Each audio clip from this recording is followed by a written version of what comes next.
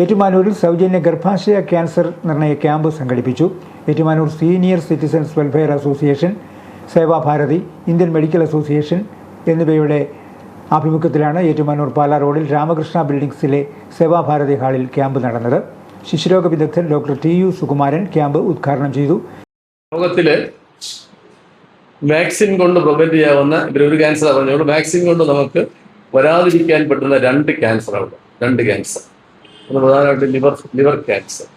അതിനാണ് നമ്മൾ കുട്ടികൾക്ക് പ്രസവിച്ച ഉടനടി എല്ലാ കുട്ടികൾക്കും ഹെപ്പറ്റൈറ്റിസ് ബി വാക്സിൻ പ്രസവിച്ച ആദ്യ ദിവസം തൊട്ട് ഹെപ്പറ്റൈറ്റിസ് ബി വാക്സിൻ കൊടുക്കും.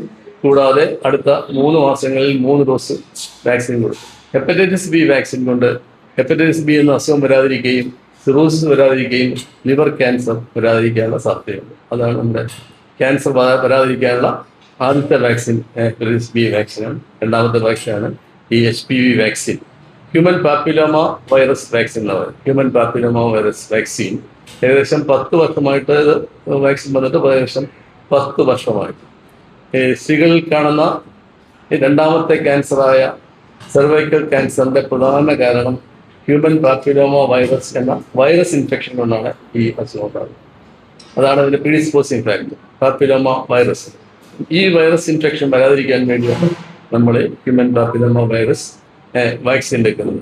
ഈ വാക്സിൻ കൊണ്ട് പ്രധാനമായിട്ടും സെർവൈക്കൽ ക്യാൻസർ വരാതിരിക്കുക, വജൈനൽ ക്യാൻസർ വരാതിരിക്കും, വൾവൽ ക്യാൻസർ വരാതിരിക്കും, വായിലുണ്ടാകുന്ന ഓറൽ ക്യാൻസർ വരാതിരിക്കും, anal cancer വരാതിരിക്കും.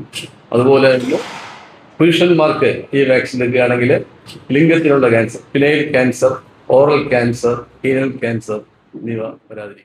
Senior citizens welfare association president doctor VV Soman അധ്യക്ഷനായിരുന്നു. IMA Ettumanoor unit president doctor Thankamma Soman, doctor Nikhil, KN Somadasan, Soman Gangadharan തുടങ്ങിയവർ പ്രസംഗിച്ചു.